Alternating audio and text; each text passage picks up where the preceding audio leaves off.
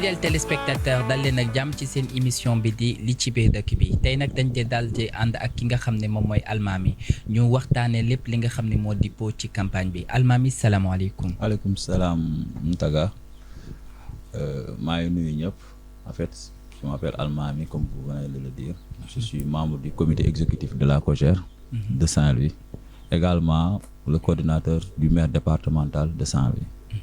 J'en profite également du nuyu toutes les autorités de l'intercoalition Sàmm Sa Kàddu Takku Wallu et ainsi que toute la jeunesse de l'intercoalition mi nga xam ne si laa bokk également ci ñi nga xam ne ñu ngi def un travail bu remarquable bu extraordinaire di leen féliciter également aussi par rapport durant cette campagne yëpp ils ont montré voilà une bonne posture.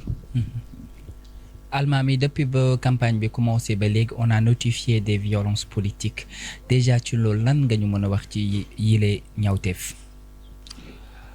Violence moom Taga très sincèrement personne ne le souhaite. Et je pense que loolu dafa doon li nga xam ne constat la. Et de part et d'autre ci ñaari côté yëpp.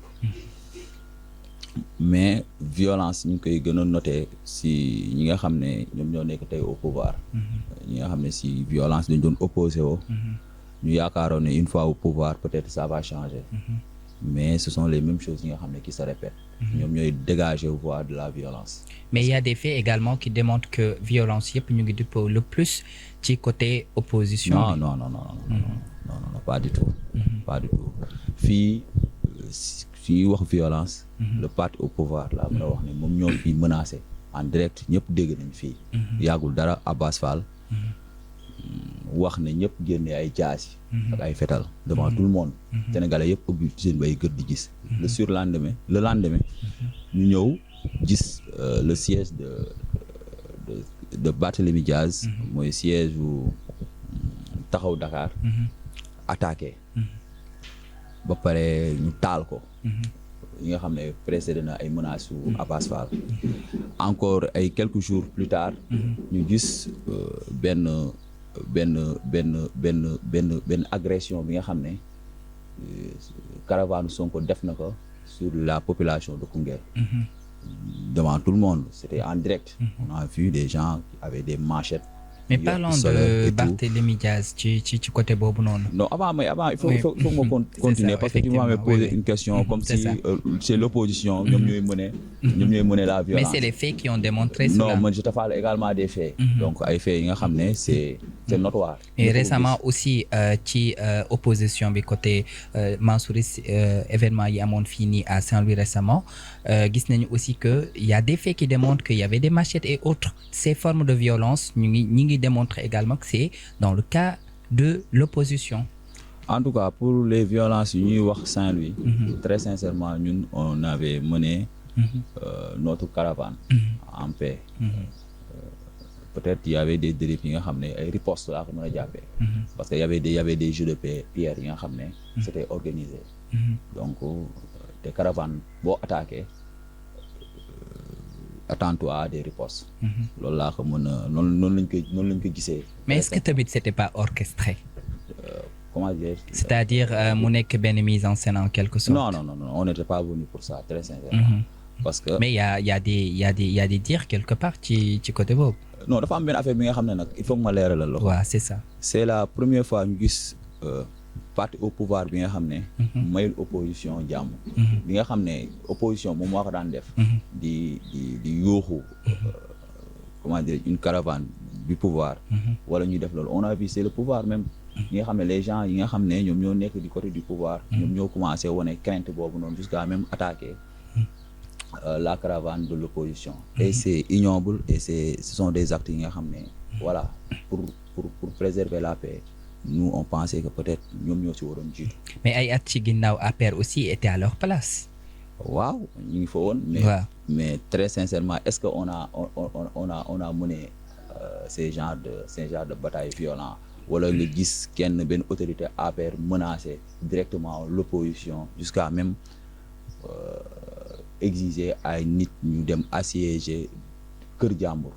Donc des propos irresponsables de la part du premier ministre bi nga xam ne fu tension yi egsi fii nii ci élection yi moo ko yóbbale avec ces menaces avec ses voilà ses propos violents ak yenn kàddu yi nga xam ne tegginewul ak kàddu yi nga xam ne du dëgg donc yooyu noonu yëpp moo waral affaire yi xaw a jaxasoo mais ci noonu aussi def nañu benn petite remarque que après bi fee yi amee gis nañu que ni le jeune frère de Aminata Gueye ex député apériste moom la ñu teg daan donc tey ñu ngi naan moom ci la bokkoon te ñi nga xam ne ñoom ñoo doon yore machette yi et tout ça yow nan nga gisee boobu les situations. non ñun ñoo newandoo siège. donc Ahmed ñoo newandoo pratiquement durant toute la caravane.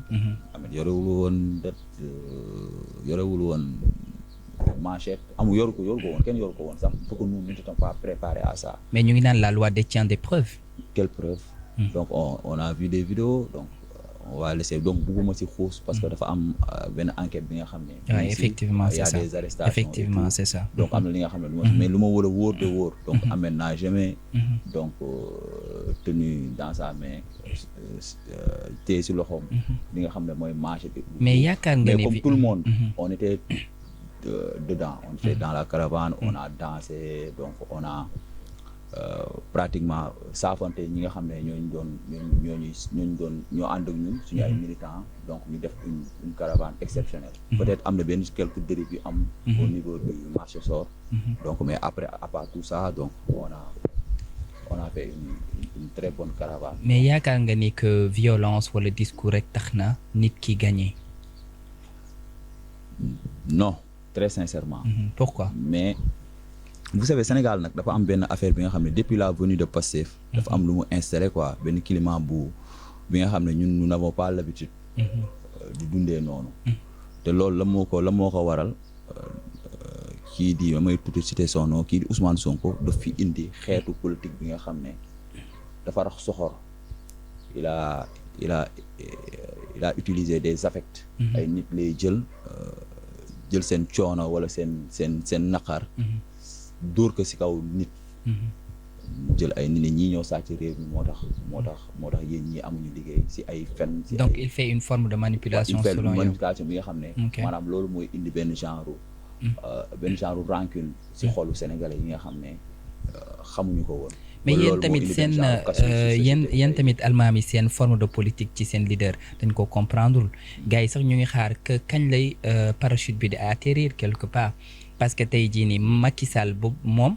il a été premier ministre jóge foofu na nekk président de l'Assemblée générale BIMOS national après jóge foofu nekk président de la République xëy un bon jour mu ne dafay bëgg a déposer nekk député te depuis lors Macky xam nga fa la war a voter Fatick mais il n'a pas encore posé les pieds au Sénégal mais lu tax loolu non dama lay rejoindre Macky a occupé pratiquement tous les postes nominatifs ko dooree conseiller municipal ba président de la République c'est ça voilà mu def 2 mandats 2 mandats la def arrêté dem parce que la constitution moo ko voté woon sax loolu loi boobu pour la limitation des mandats donc mu respecté loolu pour une première fois un président paraît cédé dem mais ça ne l'empêche pas de revenir ou bien de mener ses activités politiques donc comment il va faire sa campagne wala day ñëw wala du ñëw je pense que Macky Sall personne ne peut l'empêcher de venir mais boo xoolee campagne législative c'est pas une campagne politique mais quelle est l'idée qui se cache derrière tey ci forme bi nga xam ne tey Macky Sall mu ngi ko nar a duggee ci politique bi Macky Sall intervention par rapport ak décision bu mu jël pour jiite coalition bi donc c'est une décision républicaine donc soo bàyyee sa kër nga bàyyi dem quelque temps gis ne donc à un temps record bi nga xam ne espéré wuñ ko lépp li nga tabaxoon gars yi commencé nañ ko nësaxal ba pare boole seeg yokk si di fen sénégalais yi par rapport aux chiffres yi nga xam ne dafa yóbbee Sénégal benn dégradation au niveau de ses notes au niveau de la Banque mondiale. Mais également FMI moom moo démontré que il y avait des chiffres yi nga xam ne c'est des chiffres gonflés côté opposition. yow yaa ko lire. mais selon ce qu'ils ont démontré. Comme moo ko Et démontré. pourtant également FMI a félicité le pouvoir l'FMI par rapport li nga xam ne def nañ ko pour démontrer ces chiffres. dama lay expliquer l'histoire de l'FMI. D'accord. FMI Vas-y. après les élections présidentielles, les premier trimestre bi, gars yi dañoo def benn rapport. Ils ont expliqué que tous les signaux sont verts, que le pays est stable financièrement, donc ba pare dañu nekk en surfinancement sax waruñu mën a leb. te malgré tout ça ñi fi nekk leb nañu ay eurobond yi nga xam ne donc ça laisse am na benn genre alterne bu ñu war a éclaircir maanaam concernant l'appel d'offre bi nga xam ne JP Morgan moom moo ko def, donc les conditions et les modalités. Donc amul appel d'offre bi nga xam ne def nañ ko si affaire bi. Donc mu doon li nga xam ne c'est mitigé. Au moment où Sénégal nekk en surfinancement, soxlawuñu xaalis boobu noonu. Ñu dawalaat quelque temps ñoom ñu jël ay mesures nag. Ils ont pris des mesures yi nga xam ne dafa influer directement sur la vie quotidienne des Sénégalais. Def ay licenciements abusifs. Résilier yenn contrat yi nga xam ne moo réduire les activités économiques d'une manière drastique ba ñëpp a koy yëg. Au niveau du port, on a vu que les activités du port ont baissé de plus de 21%. Donc les licenciements abusifs yi nga xam ne def nañ ko donc moo réduire seen assiette financière fiscale bi nga xam ne li ñu doon xaar sur les recettes fiscales amuñu ko. Donc loolu moo conduire pays bi si blocage bi mu nekkee. Donc en tant que ancien président, en tant que chef de parti, donc Macky Sall a jugé nécessaire de regrouper les libéraux, donc et d'assumer d'être la tête de liste de cette coalition pour essayer au moins d'avoir la majorité ou bien de donner la majorité à l'opposition pour contrôler les actions. Kon da nga bëgg a wax quelque part que le pouvoir ñoom dañoo inventé ay chiffres histoire de déstabiliser le camp de l'opposition. Effectivement. Pour quelle fin? Pour quelle fin? Kan moo mën a wax ay lan moo motiver Ousmane Sonko muy wax lu ñu tëgg. Très sincèrement, effet populisme. Donc soo nekkee opposition.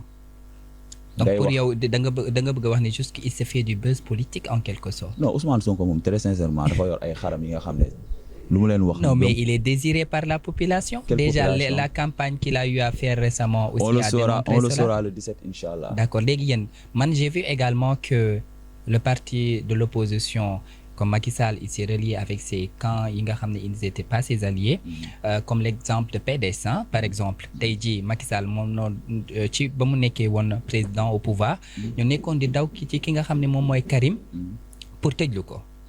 te tey aujourd'hui ñoom ñoo ànd ak ki nga xam ne moom mooy PDS tey jii aussi gis nañ ñeneen mais est-ce que loolu ñooñu toutes ces personnalités politiques yaakaar ngeen ni le fait que vous vous êtes réunis dina tax tey jii nii vous allez avoir une majorité fële fi nga xam ne moom mooy Assemblée nationale. dama lay jox benn illustration mais ça ne va pas servir d'exemple quoi. C'est ça. Parce que loolu du exemple après je vais expliquer peut-être le pourquoi Macky Sall a pris ces décisions. Ou bien pourquoi la retrouvaille des libéraux. Vous savez Ousmane Sonko moom moo fi waxoon ne du mës a transmettre. ba traiter les anciens chefs d'État d'ennemis du peuple. C'est vrai. Proposer même ne ñoom dañ leen war a fusiller. mérite d'être fusillé. Donc suñ toogee ba Ousmane Sonko partem mu am ay transhumants ba nga xam ne les membres même du parti ñuy kaas donc y a anguille sous roche. Donc am na reniement loolu reniement la. mais parfois tamit bu ñu gisee dara doxul. mais mën nañ dellu ginnaaw tuuti suñu demee gis ñi nga xam ne ñoo doon xas Ousmane Sonko démb ñëwaat mu àndaat ak ñoom. Oui, c'est ça. indi laat leen ci parti. loolu reniement la. mais bu fekkee Macky dem na ba woote wallu moom tamit est-ce que tamit du dellu ginnaaw tamit woote wallu. loolu Macky Sall même avant au terme de son dernier mandat. Macky Sall avait la volonté. maanaam pratiquement de permettre à tous les candidats ou bien à tous les hommes politiques yi nga xam ne peut-être ils étaient compromis. seen candidature était compromis. par rapport peut-être justice bi dañu am problème justice. ñii dañu am peut-être d'autres problèmes yi nga xam ne moo leen doon empêcher ñu bokk. Macky Sall avait l'intention donc de permettre à tout un chacun d'y participer. peut-être looloo waroon sax élection yi amoon ay report mu am ay problème mais y a des gens yi nga xam qui se sont opposés pour wane la maanaam loolu Macky Sall nekkul nit ki nga xam ne voilà pour rancunier la affaire de défente la affaire yooyu. Donc le fait qu'il y ait transhumance mën nañu wax ni moom moo suscité le fait que Macky Sall ñëw pour mën a duggaat encore ci arène politique bi. non ni nga état nag soo fa nekkee état du ay affaire de personne. état du ay affaire de rancune. état du en ngay jàppal nit. état du xarit. état du ay àndandoo. état ce sont des benn texte la ay lois et règlements yi nga xam ne ñun ñëpp dañ koy respecté. ba pare mu am ay responsabilités yi nga xam ne dañ koy endossé. en fonction des maanaam responsabilités yi ñuy dénk. donc suñu nekkee si loolu noonu dina am ay action ak yenn affaires yi nga xam ne peut-être ay yoon wala yenn affaires yi mooy tax nit ñi di dalante mais nous ne sommes pas des ennemis. donc suñu demee ba nga xam ne réew mi soxla lañ dañuy dajale ñëpp bokk. mais y a une frange de la population bi nga xam ne moo def si nit ñi soxor. yaakaar ne nit ñi def si nit ñi ni maanaam ñii ñoo gën a baax ñii ñoo gën a bon wala ñii ñooy sàcc ñii ñooy alors que Sénégal yëpp benn la. kon fidèles téléspectateurs ñoo ko déggandoo y a une frange de la population ñi nga xam ne ñoom ñooy def nit yi ñu ronkiñe également que nit yi dañoo war a booloo selon les propos de Almami waaye Almami nag depuis ba ngeen commencé ba léegi j'ai pas encore vu de programme concret par rapport ak seen mouvement. Parce que depuis lors ñu ngi dégg VAR et cetera VAR mais est-ce que tamit VAR kese ça suffit pour convaincre la population pour ñu mën leen voter yéen lan mooy concrètement seen programme au juste. je pense que ne soo posé question boobu noonu nga ne lan mooy suñu programme au juste. mais quel est le programme des députés à l'Assemblée nationale? Nous avons un programme. Quand on aura la majorité, c'est de contrôler les actions du gouvernement et de proposer des lois yi nga xam ne peut-être ils vont permettre. Mais seulement que des lois. Le rôle de l'Assemblée, c'est de voter des lois et de contrôler l'action gouvernementale. C'est ça. Mais un député a également un rôle de représenter le peuple. Voilà, c'est ça. Voilà mais yéen ba ci yan fànn ngeen leen di proposer lan moom ngeen gis concrètement loo xam ni doxul lan ngeen gis concrètement li nga xam ni parti au pouvoir defu ko fi ba yéen ngeen ne da ngi foog ngeen dugg encore Assemblée nationale pour changer boobu les systèmes. Voilà c'est cette dictature rampante bi nga xam ne depuis ñi ngi accéder au pouvoir on a vu benn amateurisme bu am au sommet de l'État. bi nga xam ne c'est notoire. Déjà situation bi ñuy dund ñii ñëpp c'est à cause de la DPG bi nga xam ne le premier ministre a refusé devant tous les Sénégalais de faire ça. Déclaration de politique générale bi nga xam ne dafa am importance ci dëkk. La déclaration de politique générale mooy permettre un pays mooy permettre gars yi am tableau de bord li ñuy wax les états financiers. parce que même oto bu amul tableau de bord. un pays boo xam ne deful déclaration de politique générale. bu ko amul. mi ngi mel ni benn oto bu amul tableau de bord. doo xam essence fu mu toll. doo xam ñaata ngay daw. doo xam fu ndox bi toll. doo xam fu huile bi toll. doo xam dara. te client bu sérieux du si yëg. oto bu mel noonu. loolu moo ñu dal Sénégal ba nga xam ne investisseurs yëpp taw nañu. mu am tamit benn affaire bi nga xam ne am na si mu am benn kumba am ndey ak kuma amul ndey bi nga xam ne gars yi dañ ko doon xeex démb. tey mu amaat. raison pour laquelle ñoom ñu àndaloon ñoom accéder au pouvoir. même pas 5-7 mois ñoom ñoo jàkkaarloo woon ak ñoom. ñëw def mu am benn intercoalition bu am doole pour redresser ce pays te encore une fois dëkk bi nii du benn nit. moo ko moom. du benn nit moom mooy am benn genre minorité bu mu contrôler. bu imposer sa loi. dëkk bi nga xam ne la ñëpp a ko bokk. ñëpp ñoo ko bokk. toujours sur cette dictature notoire bi nga xam ne yaa ngi koy wax léegi boo xoolee ay at ci ginnaaw ci Macky lañ ko daawoon wax waaye itam man. ce que je n'arrive pas à comprendre dafa am benn affaire bi nga xam ne dama koy wax ñu bëri dañuy wax ay bilan immatériel. Macky Sall xam nga personne ne doute de son bilan. amul kenn kuy wax ne Macky Sall deful dara. sur le plan parce que Macky Sall defal na le cadre de vie des Sénégalais. Sous quelle forme? sur le plan des infrastructures de base, que ça soit infrastructure routière, infrastructure sanitaire. Qu'en est-il de l'employabilité de la jeunesse? Qu'en est-il aussi ci cadre lu bëre li nga xam ne tey xaw na fi lajj ci économie Sénégal? Pour l'employabilité de la jeunesse, je pense que l'effort que Macky Sall a fait par rapport à l'employabilité de la jeunesse, ñi en 6 mois dañ ko yaax te xamuñu ban direction la ñu jëmale. Imaginez plus de 5000 personnes nga licencié te vous êtes incapable de recruter. Donc ça pose problème. D'accord. Tu as augmenté. Mais est-ce que ces personnes-là, ils étaient compétents par rapport à li nga xam ne moom la entreprise bi di demander? Fii amul ku incompétent ku ñu jël au Sénégal. Fii nous sommes un pays bi nga xam ne. Mais on en voit souvent Almami dañuy gis ñu bëri ñu ngi ci di siéger ci entreprise yi nekk ay DG yoo xam ne ils sont incompétents yow mi sax yow yaa leen ëpp grade. On en voit toujours. yow na nga ko gis. Mais on en voit toujours. C'est la vie courante. Man musuma ko gis mais gis naa ay kii ñuy def ay commémoration ñuy def si ay DG peut-être wala si ay directeur peut-être ils ne connaissent pas leur formation. mais naa la xamal benn affaire Sénégal fii kenn du fi teg nit te jàngul wala jongul autant plus su benn structure bi nga xam ne c'est stratégique. nañ bàyyi yooyu noonu ñuy wax ba pare. mais parfois tamit Sénégal moo dëppee noonu dama lay jàppale nga dem. tey jii nii quel est le but ma lay jàppale mais déjà il y a un intérêt pour qu'il y ait pas conflit d'intérêt mais forcément foog ma teg la ci dara tamit Almami. Est-ce que Ousmane Sonko quand il est venu avec Diomaye au pouvoir il a respecté l'appel à la candidature et pourtant il a pris ses hommes ñi nga xam ne ñoo daan xeex ak ñoom peut-être à compétence égale peut-être mën nga choisir mais du ñëpp tes hommes il a pris tous ses hommes ñi nga xam ne peut-être apte nañu à gérer. Il y en a des gens même qui ne sont même pas capables de gérer mais on leur a confié des responsabilités. Mais gis nañ aussi yenn structures yi nga xam ne ñiñ fa teg ça peut apporter des changements. Bonne structure. Comme exemple le cas de comment dire l'enseignement. L'enseignement que oui, Abdourahmane Diouf. Oui, Diouf, oui. Abdourahmane Diouf pour une première fois. Moi, mon responsable étudiant là quoi, j'ai eu à être délégué à l'UCAD.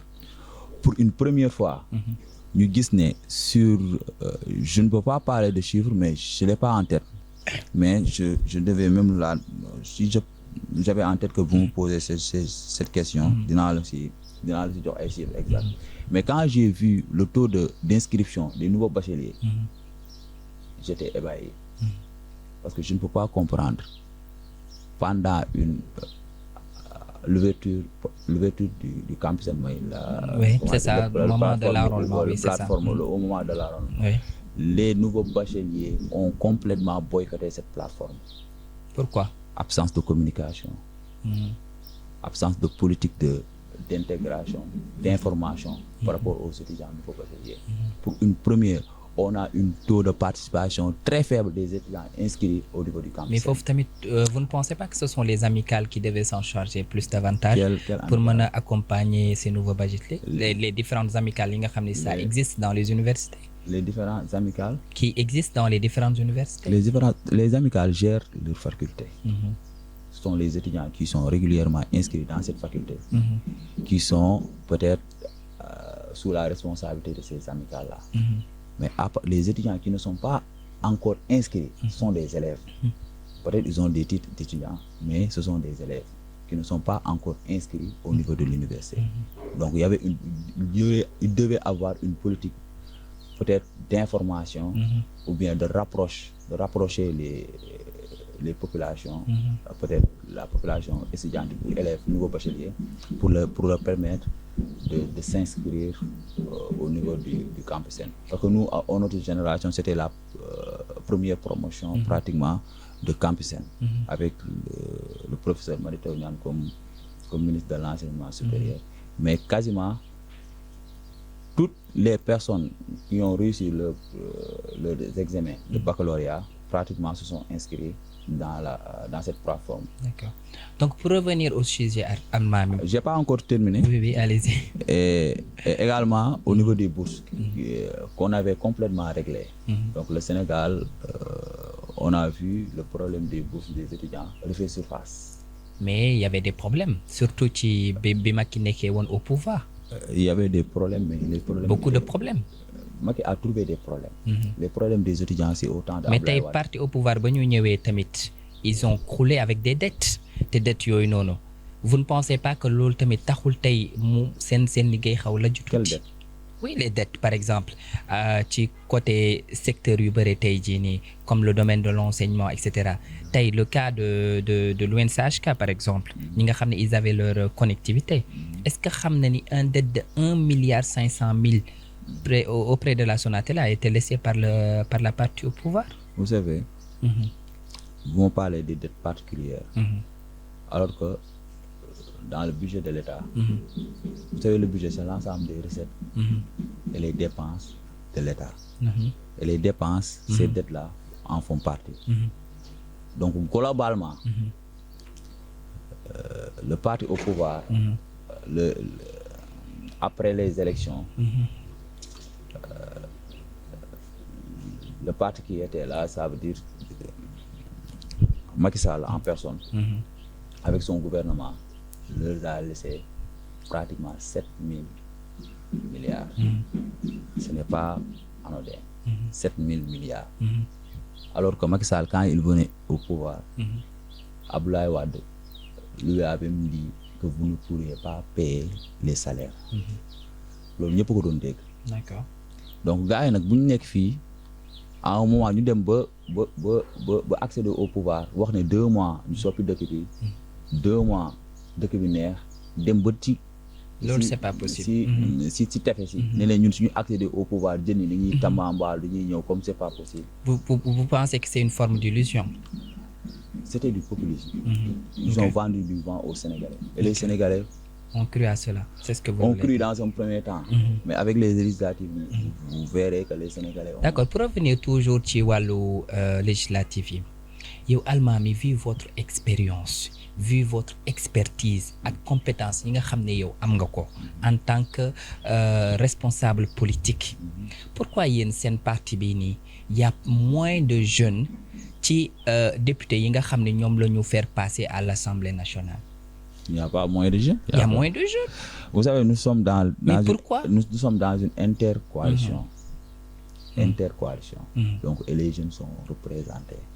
Même si les jeunes sont représentés mais tamit nañu bàyyi mag yu màgget yi ñi nga xam ne ñoom la ñuy jël fii di leen teg ci Assemblée nationale bi c'est ça qui pose souvent problème yéen vous ce que vous pouvez apporter Il n'y a pas d'âge. Man, je pense que ce que la jeunesse peut apporter monsieur Almami ah tey jii mag yi parce que tey jii ñun dañuy dox ak tendance bi. Mais dafa am benn genre discours bi nga xam ne man j'aime pas qu'on ñu koy véhiculer. Lequel? Les jeunes ne sont pas plus intelligents que nos adultes. Pourquoi? Les jeunes ne sont pas plus intelligents que les adultes. Chacun se parle. L'essentiel c'est d'être compétent. Que ça soit nga nekk jeune nga nekk comment dire peut-être 2e âge 3e âge. Que ça soit nga foo sa tranche d'âge fu mu mën a toll. man c'est la compétence qui prime. Après nag il y aura benn équilibre bi nga xam ne dina am au niveau des listes. Les femmes seront représentées. Les jeunes seront représentés. Mais également les autres tranches d'âge également seront représentées. Mais que la compétence prime. C'est ça. moo war a nekk le vrai discours. Mais on ne doit pas dire que voilà les jeunes. Mais yaakaar nga ni les jeunes. Le DG d'ANESER du jeune. Il a fait le plus gros scandale bi nga xam ne le Sénégal n'a jamais connu. Maanaam rompre contrat agent de régulation demander des papiers vous refusez de les donner. ba pare ñu couvrir que un DG qui n'a même pas 35 ans. léegi yow yaakaar nga ni on aura une assemblée nationale nouvelle. Excusez-moi. Avec l'opposition, on aura une assemblée nationale dynamique qui sera là pour la population, qui sera là pour contrôler l'action de ces gouvernements. Mais yaakaar nga aussi y aura de nouvelles facettes dañu nekk fii nag secret pétition comme il le faisait avant. Mais c'était les députés de l'opposition autant. Mais aussi tamit il y avait aussi des gens du parti au pouvoir aussi. Est-ce que vous avez vu des gens au parti au pouvoir qui c'est l'Assemblée qui démontre. Est-ce que mos nga gis député parti au pouvoir encore mu présider député Benno Bokk Yaakaar bu semer le bordel à l'Assemblée nationale? Mais d'habitude il se battait oui. mais xoolal man c'est juste que man mënuma la wax tur yi mais. man mën naa la wax député yi. mais man mën naa la wax député yu doon yëngal assemblée nationale. Guy Marius Sagna yow dis-moi. Guy Marius Sagna fa dis-moi la bokk. opposition la bokkoon. d'accord député yooyu noonu wéqoon femme bi. opposition lañ bokkoon. mais am na ñi nga xam ne si. ah li ñu wax mais le ki nga xam ne tey moo yore woon ne dafay génnee jaasi aussi tamit kooku fan la bokkoon aussi. oui Abass Fall kañ moom mooy borom Dakar pour waa Pastef. ñoom rek a violent. ok mais avant. non dama lay wax ñoom ñi nga ñoom. ñoom ñooy yuuxu ñoom ñooy dóore. ñoom ñooy yuuxu. comment ñoom ñooy xeex ñoom ñooy màtte ñoom ñooy yuuxu ñoom ñooy dóore. d'accord Sénégal nag mënul continuer nii. d'accord. te encore c'est ignoble on a fait des arrestations yi. je vais en revenir mooy lu xew marché. je pense que on a vu une justice à deux vitesses. ou bien une justice manipulée. parce que mënuñu concevoir Ousmane Sonko avec sa caravane à Koungheul. ses gardes du corps clairement identifiés. Momo et les autres ñu yor ay jaas yi ñu yor ay fetal. devant tout le monde en direct. mais est-ce que tamit du campagne bee toll foofu. écoute te amul benn arrestation. Abass Fall. devant tout le monde devant tous les Sénégalais. mot par mot ku am jaas na nga indi ku am leneen ak leneen na nga indi kenn arrêté wu la. yaa ngi dégg. après ça une caravane bi nga xam ne am na fii des gens yi nga xam ne dañ leen doon sànni xeer ñu riposté. après nag y a des caravanes day am na rax. oui c'est ça mais qui vous dit que ceux qui se battaient qui entraient dans les ñu doon dugg ci magasin yi ñun la ñu àndaloon personne ne sait. mais caravane la toujours parce qu'ils vont dire que c'est caravane la am na bagaar bi nga xam ne déparé wul ci ñun parce que kuy def caravane doo def caravane pour dóor nit ñi. di def caravane di song ñi di leen dóor loolu amul fenn. gars yi dañ leen doon song mu am riposte. après les gens avancé nañ dem mais su fekkee nu ñu interpellé maanaam l'opposition su fekkoon dooroon nañ ko au début avec ce dérive bi nga xam ne ko Sonko def na ko à Koungheul avec les mots de comment dirais-je de Abass Fall institut am na yeneen ak yeneen yi nga xam ne peut-être awma temps sax di ko wax parce que am na yeneen cas ñoom ñëpp ay wax li nga xam ne ay safaan la te loolu noonu day yàq réew loolu baaxul ci réew encore beneen plus tamit un premier ministre buy taxaw di menacer les autres candidats bi nga xam ne yow candidat nga en même temps donc nous sommes dans un pays bi nga xam ne voilà. le clap de la fin de la campagne a terminé tey la je pense que tey la campagne bi jeex suba mooy élection yéen seen mouvement yan mobilité lañu déployer pour ñi nga xam ne mooy seen partisans yi. vous savez durant la campagne on a fait les porte-à-porte. on a fait des caravanes. dem waxtaan ak Sénégalais en quelque sorte parce que soo seetloo la manière bu opposition bi campagne sax. campagne de proximité lañ def. donc on a parlé avec les Sénégalais nous ont exprimé également leur souffrance. depuis les 7 mois ñu fi ñuy nekk nii Sénégalais yi xàmmeetuñ dëkk bi. donc ñu baatu campagne waxtaan ak ñoom ba tey suba la élection yi. peut-être on aura ñi nga xam ne am nañu possibilité voter. peut-être ñu dëkk fu sori dañ def le tout ba jéem leen yóbbu ñu dem voter. parce que le choix est personnel na. mais qui veut voter on va faire le maximum. pour que mu voter waaw pour le maximum pour que les gens participent d'abord. parce que il faut que mu am une forte participation. pour ñu mën a xam voilà le peuple comment il s'est exprimé quoi. lan mooy sa kàddu bu mujj face aux téléspectateurs qui vous regardent. sama kàddu bu mujj mooy di wax sénégalais yi ne nous avons am nañu chance récupérer dëkk bi quoi am nañu chance remonter la pente. mais à une seule condition. de voter massivement. pour l'opposition. takk wàllu sàmm sa kàddu. pour une assemblée forte et l'équilibre des pouvoirs. Merci beaucoup Almami. C'est toujours un plaisir de te recevoir sur mon plateau di la jaajëfal bu baax a baax le fait que nga wuyu suñu invitation di jaajëfal samay fidèles téléspectateurs yi nga xam ne ñoo safoo di seetaan li ci biir dëkk bi qui est une émission politique waaye aussi di remercier samay techniciens yi nga xam ne ñoo jàpp ci bile émission di leen jox dig daje ci beneen rubrique dans votre émission li ci biir dëkk bi à la prochaine.